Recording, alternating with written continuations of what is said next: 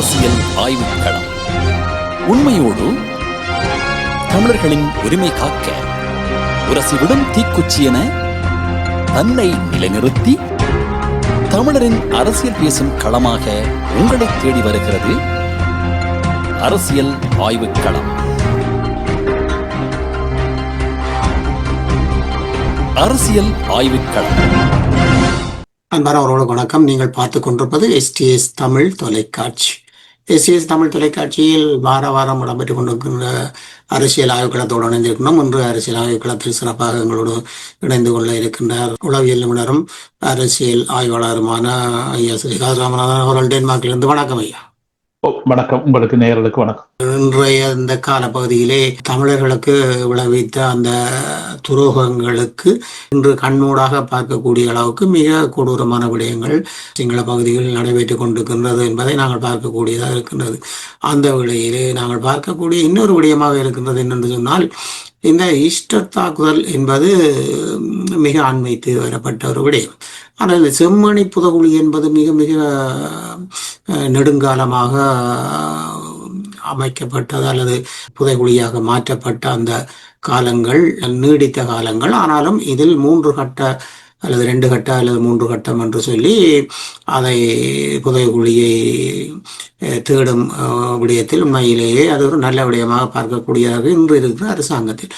ஆனால் இந்த ஈஸ்டர் தாக்குதலுக்கு கொடுக்கின்ற முன்னிலையை ஏன் இந்த செம்மணி விடயத்தில் அரசு கொடுக்க மறுக்கின்றது? மற்ற அரசுகள் போல் இந்த அரசும் அதற்கேற்றால் போல் சிங்கள ஆட்சியாளருக்கும் சிங்கள கொடூரவாதிகளுக்கும் சந்தர்ப்பம் கொடுக்கின்ற ஒரு விதமாக பார்க்கக்கூடியதாக இருக்கின்றது இந்த நிலைப்பாடுகள். முன்வைத்த கேள்வி மிக முக்கியமான ஒரு விஷயம்.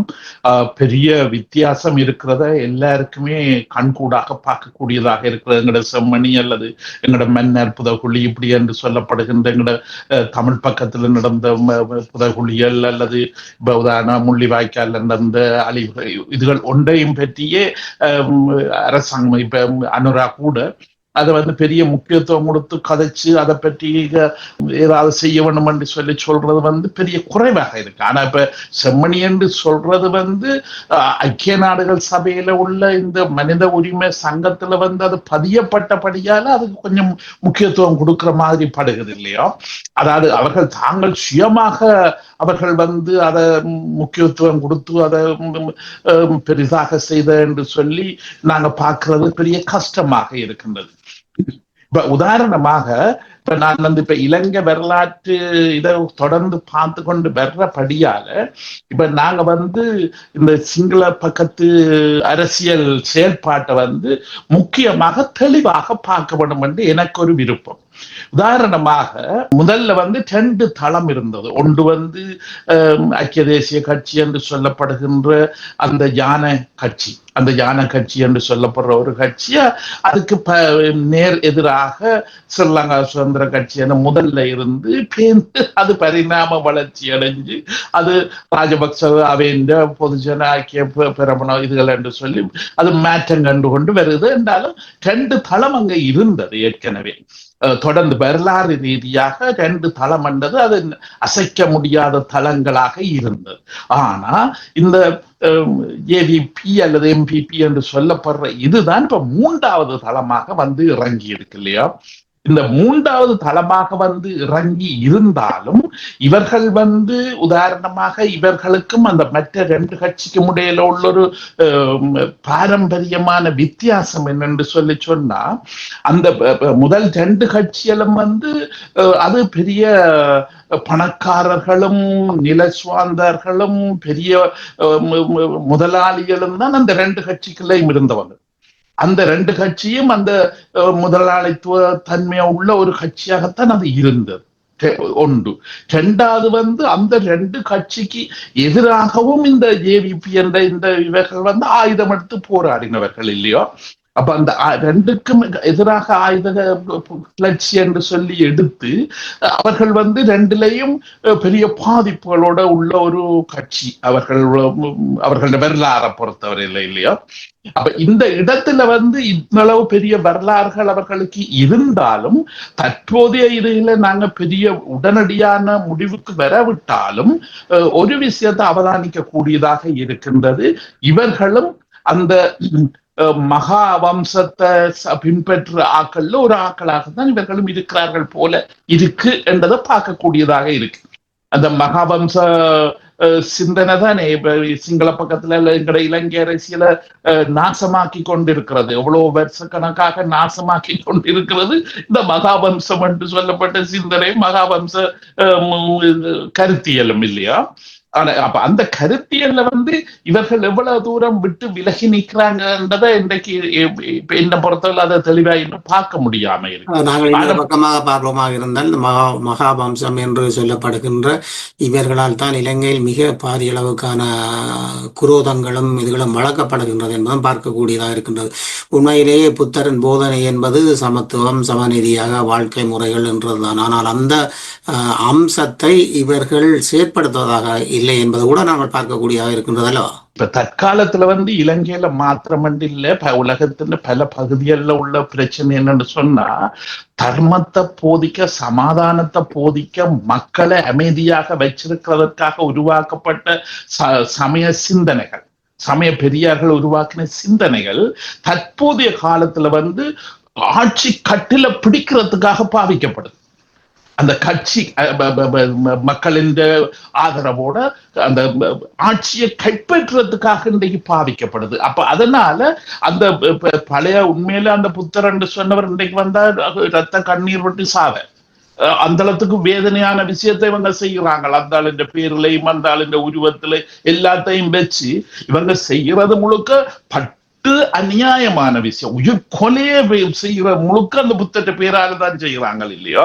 ஆனபடியினால அந்த உண்மையான புத்த தர்மம் என்ற அந்த கொள்கைன்றது இன்றைக்கு இலங்கையில துப்புரவாக இல்லை.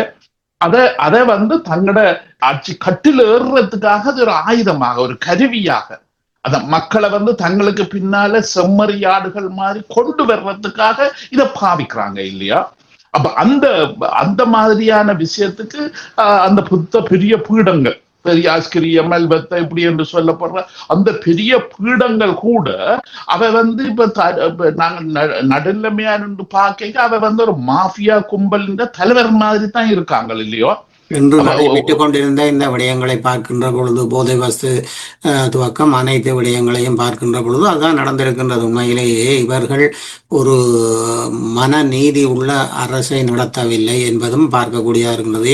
இன்னொரு புறம் பார்ப்போமாக இருந்தால் இந்த தையிட்டி விகாரை விடயத்தில் இன்று இருக்கின்ற அரசாங்கம் ஒரு நல்ல தீர்வுக்கு, அதுவும் மேலதிகமான வாக்குகளை பெற்று வந்த ஒரு அரசாங்கம், பாராளுமன்றத்திலே மேலதிகமான அமைச்சர்களை உள்ள ஒரு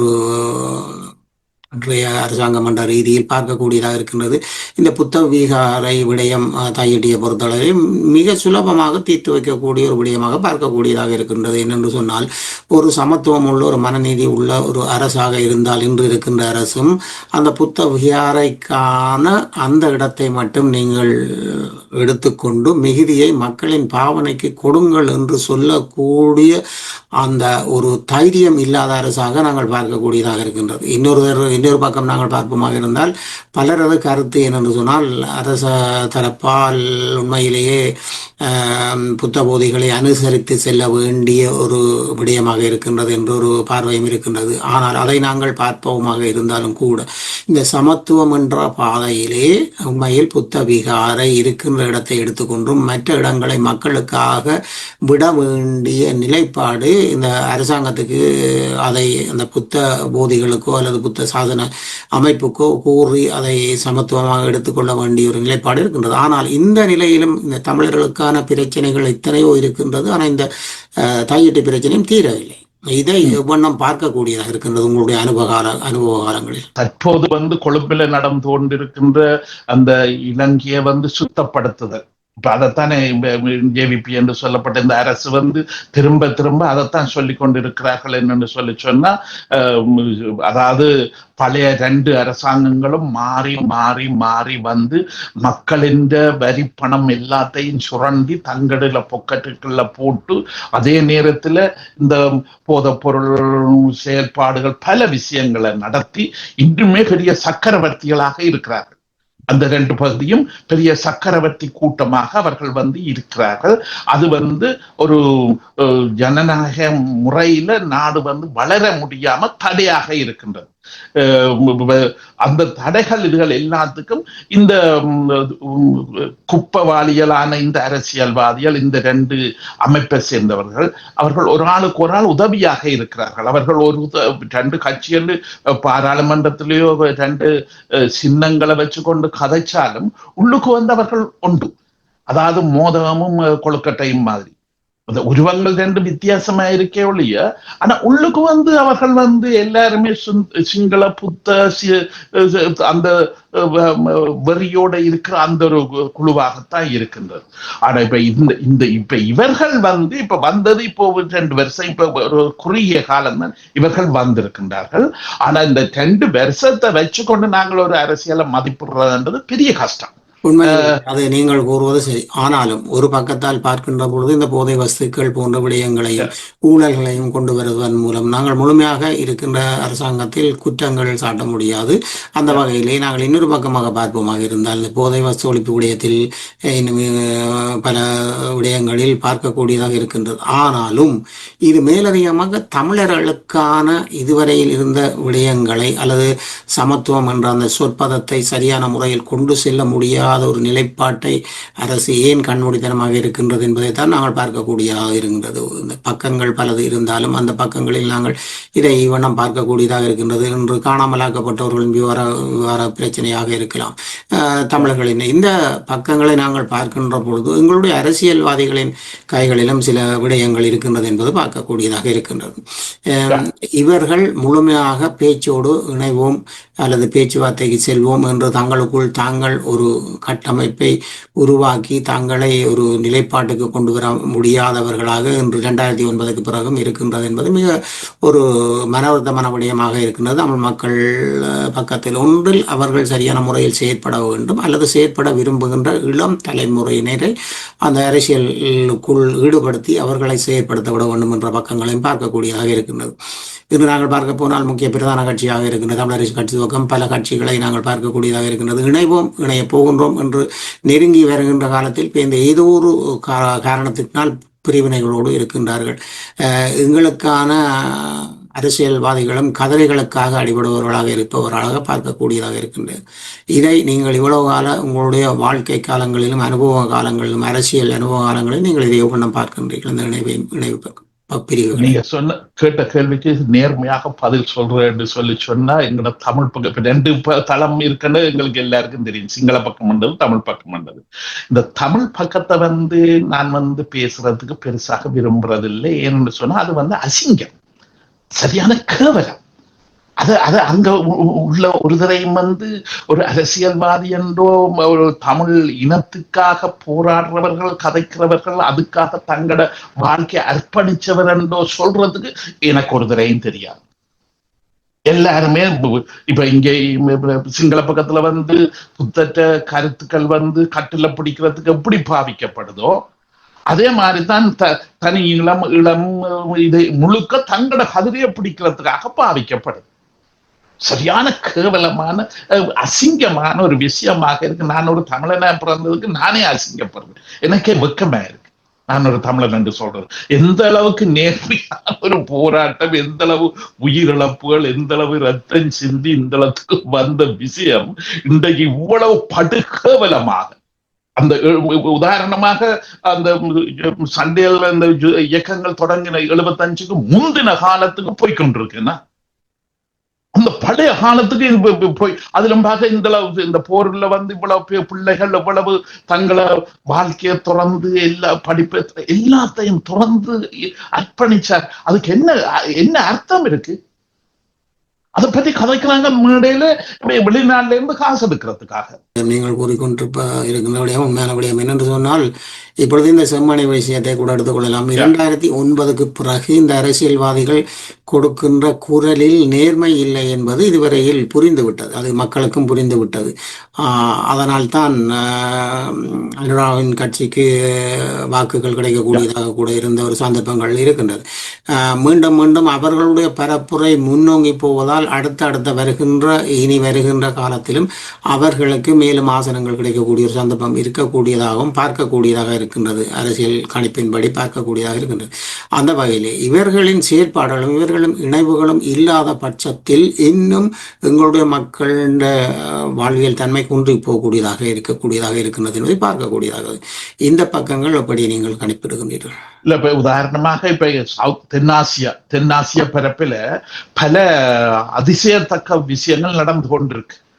இப்ப உதாரணமாக இப்ப தமிழ்நாட்டை பொறுத்தவரையில, இப்ப இலங்கை சிங்கள பக்கத்தை பொறுத்தவரையில பரம்பரையாக தங்களோட குடும்பம் எல்லாத்தையும் வச்சு அரசாட்சி செய்த பெரும் ஜாம்பவான்கள், பெரும் ஜாம்பவான் கட்சிகள் இன்றைக்கு அட்ரஸ் இல்லாம போயிருக்கு. ஒரு அட்ரஸும் இல்லாம சும்மா இருந்த ஆட்கள் இன்றைக்கு பெரிய கட்சியா ஆட்சியா பிடிச்சிருக்கார்கள் இல்லையோ? இதே ஒரு தன்மை எங்களுக்கு தேவை என்று நான் எதிர்பார்க்கிறேன். இந்த எங்கட ஊர்ல உள்ள இந்த பழம் காலத்து கட்சி அதுகள் எல்லாம் ஓரங்கட்டப்பட்டு ஒதுக்கப்பட்டு இந்த புது ஜெனரேஷன்,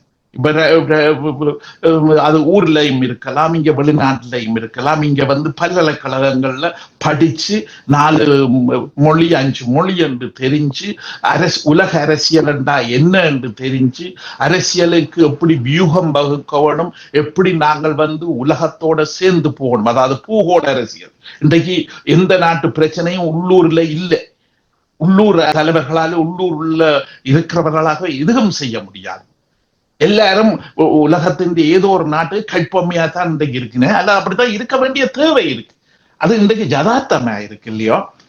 அப்ப அந்த ஜதார்த்தத்தை புரிஞ்சு வர்ற ஒரு சந்ததி, அது எங்கட 2வது ஜெனரேஷனோ 3வது சந்ததியோ ஏதோ ஒன்று இதை தெளிவா சிந்திச்சு அந்த பூகோள வட்டத்துக்குள்ள எப்படி நாங்கள் இயங்க வேணும், எப்படி நாங்கள் எங்களை தக்க வைக்கணும், எப்படி நாங்கள் உயிரோட இருக்க வேணும், அதே நேரத்தில் மற்றவரோடையும் இணைஞ்சு எங்களையும் சுதந்திரமாக தைரியமாக சொந்த காலில் வச்சுக்கிற சொந்த வேரோட இருக்கிறதுக்கு எப்படி என்ன செய்ய வேணும் என்று சொல்லி நினைக்கின்ற ஒரு சந்ததி எங்களுக்கு தேவையானதான் இப்ப என்னுடைய முக்கியமான ஒரு அவதானமாக இருக்கிற இந்த விருப்பமாகவும் அதுதான் இருக்கிறது. ஏன்னா இருக்கிற ஒரு தரையுமே என்ன திருத்தவும் மேலாது, இருக்கிற ஒரு தரையுமே அங்க சரிப்பட்டி வராயில்லை என்றதான் என்னுடைய கருத்து. நீங்கள் தொட்டு சென்றது போல உண்மையிலேயே அது தாயகத்தில் மட்டுமல்ல புலம்பெயர் நாடுகளிலும் இங்கே இருக்கின்ற அமைப்புகளின் செயற்பாட்டாளர்கள் தங்கள் கதிரையை விட்டு கொடுக்கும் அளவுக்கு இல்லை. எப்படி இலங்கையில் அரசியல்வாதிகளோ அதுபோன்று இங்கு இருப்பவர்கள் அடுத்த தலைமுறையினருக்கு அரசியல் நோக்கோடு அரசியல் சிந்தனையோடு பயணிக்கின்ற அல்லது அரசியல் கட்சிகளோடு செயற்படுகின்ற அரசியல் பற்றிய கற்றுக்கொள்ளலில் இருக்கின்ற பட்டதாரிகள் அவர்களிடம் கூட இதை கொண்டு சென்று கொடுப்பதற்கு இவர்கள் தயாராக இல்லை. இவர்கள் தங்களுடைய வளத்தையும் தங்களுடைய வாழ்க்கையையும் தங்கள் கையுக்குள் வைத்துக் கொள்ள வேண்டும் என்று இலங்கை அரசியல்வாதி போல் இருப்பதை நாங்கள் புலம்பெயர் நாட்டிலிருந்து பார்க்கக்கூடியதாக இருக்கின்றது. அந்த வகையிலே சில நாடுகளை நாங்கள் ஒரு முன்னோடித்தனமாக பார்க்கக்கூடியதாக இருக்கின்றது. இப்பொழுது லண்டனை பார்த்து கொண்டால் லண்டனில் பாராளுமன்றத்தில் கூட இருக்கின்றார்கள், கனடாவில் இருக்கின்றார்கள், அதில் பாரிஸ் அப்படி போன்ற காலகட்டங்களிலும் இருக்கின்றார்கள், நோர்வேயிலும் இருக்க வேண்டும் என்று நினைக்கின்றேன், வெளிவிவகாரங்களில் இருக்கின்றார்கள் என்று நினைக்கின்றேன். அதுபோன்று பல நாடுகளில் இருந்தாலும் சில நாடுகளில் இருக்கின்ற அமைப்புகள் தங்கள் கட்டுப்பாட்டுக்குள் அனைத்தும் இருக்க வேண்டும் என்றொரு அடிப்படையில் நாங்கள் முள்ளிவாய்க்காலில் கொடுத்த உயிர்களுக்கான ஒரு நீதியை கேட்பதற்கோ அல்லது ஒரு நியாயமான தீர்வை பெற்றுக்கொள்வதற்கோ இணைவதற்கு தயாராக இல்லை. இந்த தாயக பிரச்சனையை நாங்கள் பார்க்கின்ற பொழுது புலம்பெயர் நாடுகளில் இருக்கின்றவர்கள் ஒரு சில கட்சிகளுக்கு மட்டும் தங்களுடைய உதவியை செய்வதன் மூலம் இன்னும் அவர்கள் நிதி பெரும் ஆளுமையோடு இருக்கின்றார்களே தவிர தமிழ் மக்களுக்கான முன்னெடுப்பில் அவர்கள் செல்வதாக நாங்கள் பார்க்கக்கூடியதாக இதுவரையில் இல்லை. உண்மை. நீங்க சொல்றது மிக உண்மையான விஷயத்தை இதுல சொல்றீங்க. அதை நான் என்ன மாதிரி பார்க்கிறேன் என்று சொன்னா, இன்றைக்கு இலங்கை வந்து எங்கட தமிழ் பக்கம் வந்து ஊர்ல குழம்பி இருக்குன்னு சொன்னா அங்க உள்ளவர்கள் அல்ல அதுக்கு காரணம். வெளியில இருந்து குதிரை ரேஸ்ல காசு கட்டுறவைதான் காரணம். இங்க வெளிநாட்டுல இருந்து காசு கட்டுறவைதான் அங்கத்திய குழப்பத்துக்கு அங்கத்திய பிரச்சனை எல்லாத்துக்கும் ஆணி வேறா இருக்குன்னு அடிப்படை காரணமாக இருக்குன்னு இல்லையோ. எங்களோட ஊர்ல ஒரு பழமொழி சொல்லுவாங்க இல்லையோ, எய்தவன் இருக்க அம்ப நோவாவேன். எய்தவங்கள் எங்கேயோ இருக்காங்க இல்லையோ, நாங்கள் அம்ப பெட்டி தான் திட்டி கொண்டிருக்கோம், அம்ப பெட்டி பிழை கண்டுபிடிச்சு சண்டை பிடிச்சு கொண்டிருக்கிறோம் இல்லையோ. அப்ப அங்க உள்ளவர்கள் எல்லாரும் வந்து அம்பாக இருக்கின அந்த அம்புகளை வந்து குழப்பி அடிச்சு இப்படி தலைகீழா வச்சுக்கிற இதுகளுக்கு வந்து இங்க வெளிநாட்டுல இருந்து அதுக்கு பணம் போடுற அல்லது முதலீடு போடுற அதுக்கு தங்களோட கையுக்குள்ள அந்த செல்வாக்க வச்சிருக்கணும் ஒரு குறுகிய மனப்பான்மை நேரோ மைண்டட் என்று சொல்றோம் இல்லையோ. அந்த குறுகிய மனப்பான்மையோட ஒரு அரசியல் சித்தாந்தத்திலேயோ தமிழ் பிரச்சனையிலேயோ ஒரு நீண்ட தூர பார்வை இல்லாம, ஒரு அகலமான பார்வை இல்லாம, ஒரு நேரிய பார்வை இல்லாம தங்களோட சொந்த குறுகிய கடந்த காலத்துல நாங்கள் இன்னும் செய்து முடிச்சுட்டோம், அப்ப எங்களுக்கு தான் அதுக்கு உரிமை இருக்கு, மற்றவைக்கு உரிமை, இதெல்லாம் ஒரு நாட்டு வளர்ச்சிக்குரிய சிந்தனை அல்ல. இது ஒரு மனுஷருடைய காலம், அந்த காலத்துல உங்களோட பங்களிப்பு செய்து முடிச்சுதான் நீங்க ஒதுங்க வேணும். நீங்க ஒதுங்கி நின்று அடுத்து வர்ற இளம் ஜெனரேஷன்கள், இளம் வலுவுள்ள மக்களுக்கு, வலுவுள்ள சந்ததிக்கு, என்று அவர்களும் தமிழர்கள் தானே இல்லையோ. அப்ப அவர்கள்ட்ட நீங்க வந்து பொறுப்பு கொடுத்து பின்னுக்கு இருந்து அவர்களுக்கு ஆலோசனை சொல்லி எதுவும் செய்யலாம். நீங்க விலத்தி போகணும்னு போய் ஒதுங்க சொல்லல. நாங்கள் பக்கத்துல இருந்து அவர்களுக்கு ஆலோசனை சொல்லுங்க, அல்லது அவர்களுக்கு தெரியாத விஷயத்தை சொல்லி கொடுங்க. அதே நேரத்தில் அவர்கள் சொல்றதை கேளுங்க. அவர்கள் வந்து இன்றைக்கு நாங்க வந்து இப்ப எங்களோட போராட்ட வரலாறு பார்க்கும்போது, நாங்க ஊர்ல இருக்கும்போது எங்களுக்கு இந்த ஐரோப்பா எப்படி இயங்குது, உலகம் எப்படி இயங்குது நாங்க ஒரு தடவை சிந்திச்சதும் இல்லை, அதை பற்றி நினைச்சதும் இல்லையா. அப்படி நினைக்க வேண்டிய தேவையும் எங்களுக்கு இல்லை அந்த நேரத்துல இல்லையா. ஆனா இப்ப இங்க அகதி என்று சொல்லி நாங்க வெளியில வந்ததுக்கு பிறகுதான் இங்க வந்து எங்களுக்கு பல விஷயங்கள் வந்து பெரிய ஆழமாக, அகலமாக, தெளிவாக பார்க்கக்கூடியதாக இருக்கு இல்லையா. இங்க அரசாங்கங்கள் எல்லாமே வெளியில தனித்தனி நாடுகள், தனித்தனி அரசுகளாக இருந்தாலும் அவர்களுக்குள்ள எவ்வளவு கூட்டு செயல்பாடுகள், கூட்டு முதலீடுகள், கூட்டு முடிவெடுக்கிற கதைக்கிறது எல்லாமே வச்சுக்கொண்டுதான் அவர்கள் வந்து இன்றைக்கு ஐரோப்பா ஒன்றியம் என்று சொல்றது. அவர்களுடைய ஒத்துழைப்பு, அவர்களுடைய ஒரு ஐக்கியப்பட்ட இதனாலதான் அது இயங்கிக் கொண்டிருக்கு, நடந்து கொண்டிருக்கு இல்லையா. அப்ப அந்த அளவுக்கு இவர்களே இவ்வளவுக்கு வரும்போது இப்ப நாங்கள் இன்னும் அவ்வளவு தூரத்துக்கு வந்து எங்கட ஊர்ல வந்து நாங்க எங்கட மக்களை இணைக்க வேண்டிய கன விஷயங்களை விட்டு கொடுத்து, அதாவது அதுக்காக எதிரிக்க விட்டு கொடுக்க சொல்லி நான் சொல்லல, எங்களுக்குள்ளேயே விட்டு கொடுத்து எங்கட இயலாமைய நாங்கள் ஏற்றுக்கொள்ளணும். எங்கட காலம் முடிஞ்சது என்றதை ஏற்றுக்கொள்ற ஒரு விடயம் வந்தாலே அவர் வந்து பெரிய தைரியமான ஆள் என்றுதான் எங்களால சொல்ல முடியும். பலவீனமான ஆக்களால ஒரு காலமும் தங்களோட கதிரையை விட்டோ தங்களோட பதவியை விட்டோ ஒரு காலம் விலகினார். இது உளவியல் சித்தாந்தம். உளவியல் இதுல நாங்கள் அடிக்கடி இப்ப சொல்றது, பல வருத்தக்காரரை கண்டாலும் நாங்கள் பார்க்கறது என்னன்னு சொன்னா, பலவீனப்பட்டவங்கள்ட்ட இருந்து ஒரு மாற்றத்தை கொண்டு வர்றது அல்லது அவர்கள்ட்ட வந்து ஒரு மாற்றத்தை ஏற்படுத்தி அதை திருப்தி எடுக்கிறது பெரும் கஷ்டம்.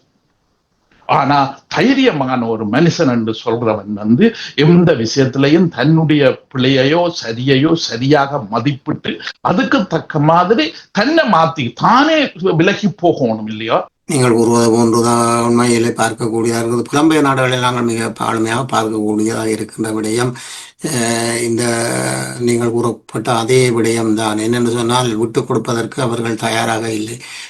காரணங்கள் வந்து அவர்கள் எப்படி இலங்கை அரசியல்வாதிகள் இந்த கதிரையை வைத்திருக்கின்றார்களோ அதுபோல் இவர்களும் தங்களுடைய இருப்பை அல்லது தாங்கள் தான் முதன்மை மிக்கவர்கள் என்று காட்டிக் கொள்வதற்காக அப்படி தாங்கள் இருக்க வேண்டும் என்ற ஒரு நிலைப்பாடும், தாயகத்தில் போரினால் பாதிக்கப்பட்டவர்களுக்கான முழுமையான பங்களிப்பை தேடி கண்டுபிடித்து பகுதி பகுதியாக இதுவரை நிறைவேற்றியிருந்தாலே இவ்வளவு விடயங்களை நிறைவேற்றியிருக்கலாம். அதில் மிக ஆழமையான ஒரு கண்ணோட்டத்தை கொள்ளாதவர்களாகவும் தங்களை வளப்படுத்துவதிலும் தங்கள் மேடைகளில் ஏறி தாங்கள் பேச வேண்டும் என்ற ஒரு நிலைப்பாட்டில் இருப்பவர்களாகவும் நாங்கள் பார்க்கக்கூடியதாக இருக்கின்றது. இதன் மூலம் இவர்கள் என்ன சாதித்தார்கள் என்று பார்க்கின்ற பொழுது 2009 பிறகு எங்களுடைய தமிழ பகுதிக்கான புதுமையான அல்லது சிறப்பான விடயம் நடந்ததாக நாங்கள் காணக்கூடியதாக இல்லை என்பது தார்மீக பொறுப்போடு நாங்கள் சொல்ல வேண்டிய ஒரு நிலைப்பாடாக இருக்கின்றது. உண்மையின் பக்கங்கள் பார்க்க வேண்டியது, செயல்பட வேண்டியதாக இருக்கின்ற விடயங்கள். அந்த வகையில் இன்றும் நாங்கள் இன்னும் காலம் தள்ளி போகவில்லை என்பது உண்மையான விடயம் என்று சொன்னால், இன்றும் இணைவு அதாவது பல பிரிவுகளாக இருப்பவர்கள் இணைந்திருப்பதன் மூலம், அதுபோன்று தாயத்தில் இருந்த அரசியல் கட்சிகளோடு இணைந்து செயற்படுவதன் மூலம் இன்னும் மேலாதிக்கமான விடயங்களை உலக நாடுகளில் கொண்டு செல்ல முடியும். தமிழர்களின் பிரச்சனைகளை பல பக்கங்களாக கொண்டு சென்று அதற்கான நீதியை பெறுவதற்கு ஓரளவுக்கான சக்தி எங்களிடம் இருக்கின்றது.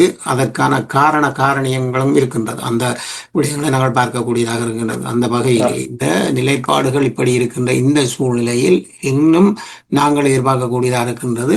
என்னதான் எங்களுடைய நாட்டில் இன்னும் நடைபெற இருக்கின்றது என்பதை பார்க்கக்கூடிய ஒரு நிலைப்பாடு இப்படி இருக்கின்றது என்று சொன்னால், தாயக பகுதியில் இருக்கின்ற வலுக்கள் அனைத்தும் இலங்கை அரசினால் தங்கள் கைவசப்படுத்தப்படக்கூடியதாக இருக்கின்றது நாங்கள் பார்க்கின்றோம்.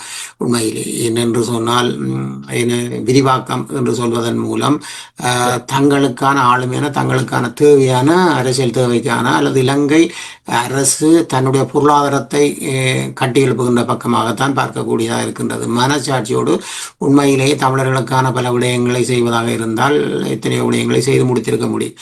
அதை நீங்கள் எப்படி பார்க்கின்றீர்கள்? இல்ல, இப்ப இதுல நீங்க சொல்ற இந்த விஷயம் அங்க நடக்கிறது எல்லாருக்கும் தெரியக்கூடியதாக இருக்கு, எல்லாரும் பார்க்கக்கூடியதாக இருக்கு. ஆனா இப்ப இதுல அங்க ஒரு பெரிய ஒரு இரகசிய திட்டமிடலும் போராட்டமும் கொழும்பில நடந்து கொண்டிருக்கிறத நாங்க கொஞ்சம் அவதானிக்க கூடியதாகவும் ஊகிக்க கூடியதாகவும் இருக்கின்றது. அதை சுருக்கமாக சொன்னா, அந்த விஷயத்தை சுருக்கமாக சொன்னா, இந்த எம்பிபி என்று சொல்ற ஜேவிபி என்று சொல்லப்படுறவர்கள் இன்றைக்கு செயல்படுற விஷயம் தாங்கள் அடுத்து 10 வருஷத்துக்கு அல்லது 15 வருஷத்துக்கு எப்படி தொடர்ந்து ஆட்சியை வச்சுக்கிறதுன்றதுக்கு இப்ப திட்டம் போட்டு செய்கிறார்கள். அதுதான் அவர்கள் இன்றைக்கு இரகசிய திட்டமாக இப்ப உதாரணமாக பழைய காலத்துல ஒரு மந்திரி அல்லது அரசியல் வாதியல் சொல்ற கருத்துக்கள் பத்திரிகைகள்ல இதுகள்ல கணக்க வரும். இன்றைக்கு ஒன்றுமே வர்றது கிடையாது. என்ன எல்லாம் மிக இரகசியமாக தங்களுடைய சொந்த தங்களுக்குள்ள இரகசியமான முறையில திட்டமிட்டு செய்யறத இன்றைக்கு நாங்க பாக்குறோம். அவர்கள் செய்யற ஒரு விஷயமே எந்த ஒரு பத்திரிகையும் எழுதுவது கிடையாது, எந்த பத்திரிகைக்கும் அந்த செய்தி கிடைப்பது கிடையாது, இல்லையோ? அப்ப அவர்கள் மிக இரகசியமா, சில வேளையில அவர்கள் அந்த ஒரு போராட்ட இயக்கமாக, ஒரு விடுதலை இயக்கமாக இருந்ததால அந்த கலாச்சாரம் அவங்கள்ட்ட வந்திருக்கலாம். அவர்கள் அந்த தங்களோட இயக்க விஷயங்களை செய்வது மிகவும் இரகசியமான முறையில வச்சு செயல்பாட்டை தான் காட்டுவார்களே ஒழிய கதைக்கிறத காட்ட மாட்டார்கள், இல்லையோ? கதைக்கிற விஷயங்கள் கருத்துக்களை வெளியில சொல்ல மாட்டார்கள், இல்லையோ? ஆனா எதையும் நடைமுறைப்படுத்தி முடிப்பதன் அந்த போராட்ட இயக்கங்கள் எல்லாருக்கும் அந்த குணாம்சம் இருக்கு, இல்லையோ? இப்ப இவங்களும் அந்த வட்டத்துக்குள்ள இருந்து வந்ததால அதே தன்மையான விஷயத்தை நாங்கள் அவதானிக்க கூடியதாக இருக்கின்றது, இல்லையோ? உண்மை அந்த விடயம் உண்மை. அது மட்டுமல்ல, இன்று விடுதலை புலிகள் நமக்கான சுதந்திரத்துக்காக போராடிய காலங்கள், நமக்காக போராடிய காலங்கள். ஆனால் இப்பொழுது பார்க்கின்ற பொழுது சிங்கள ஆட்சியாளர்களுக்கும் இடையில், சிங்கள கட்சிகளின் எதிர்ப்புக்கும் இடையில் பல வித்தியாசமான விடயங்கள் கொழும்பில் நடக்கக்கூடியதாக பார்க்கக்கூடியதாக இருக்கின்றது. நீர்வழம்பு விடயத்தை எடுத்து பார்த்து கொண்டாலும் உண்மையிலேயே அனுர அரசுக்கு சார்பான அவர்கள் இருந்தாலும் மத்திய கட்சிகளுக்கு சார்பானவர்களும் அதற்குள்ளே அனைத்து விடயங்களுக்கும் இருக்கின்றார்கள். ஆமியாக இருக்கலாம் அல்லது காவல்துறையாக இருக்கலாம், இந்த பகுதிகளுக்கும் இருக்கின்றார்கள். அப்ப இந்த இவர்களுக்கான எதிர்ப்புகள் வருகின்ற நேரத்தில் எப்படி இவர்களை குழப்பலாம் என்கின்ற பக்கங்களையும் பார்க்கக்கூடியதாக இருக்கின்றது. இந்த பக்கங்கள் இருந்தாலும் தமிழர்களாகிய நாங்கள் எங்களுடைய விடுவையும் எங்களுடைய சமத்துவ வாழ்க்கையையும் நோக்கி செல்ல வேண்டிய கடைப்பாடை விட்டு தவறி செல்வது என்பது இன்றைய அரசியல் ஆய்வு களத்தில் எங்களுடைய நோக்கமாக பார்க்கக்கூடியதாக இருந்தது. இந்த அரசியல் ஆய்வு களத்தில் உண்மையிலேயே நாங்கள் பார்க்கக்கூடிய இன்னொரு விடயமாக இருக்கின்றது. இந்த நாங்கள் பேச்சோடு நிற்காமல் செயற்பாடுகள் செய்ய வேண்டிய ஒரு சூழ்நிலை இன்றைய அரசியல் கட்சிகள் சார்ந்தவர்களுக்கும் அல்லது புலம்பெயர் நாடுகளில் வாழ்பவர்களுக்கும் இருக்கின்ற சூழ்நிலைகளை புரிந்து நாங்கள் அடுத்த சந்ததிக்கு வழிவிட வேண்டும் என்பதை நீங்கள் கூறியது போல வழிவிட வேண்டும் என்பதும் ஒரு முக்கியமான விடயமாக இருக்கின்றது.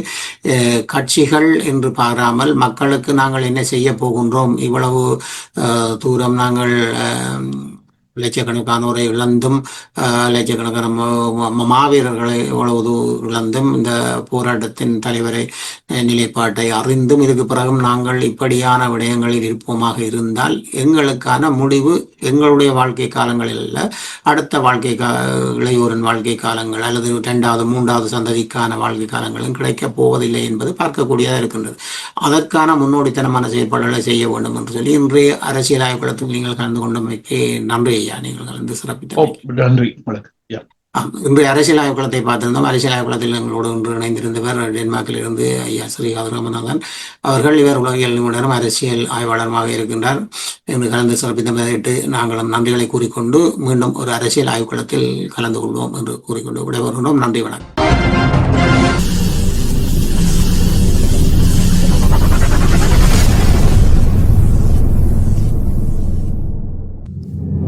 அரசியல் ஆய்வுக்களம்.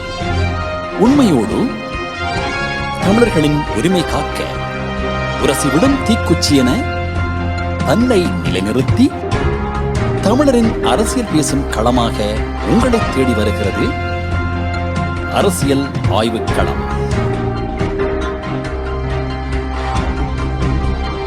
அரசியல் ஆய்வுக்களம்.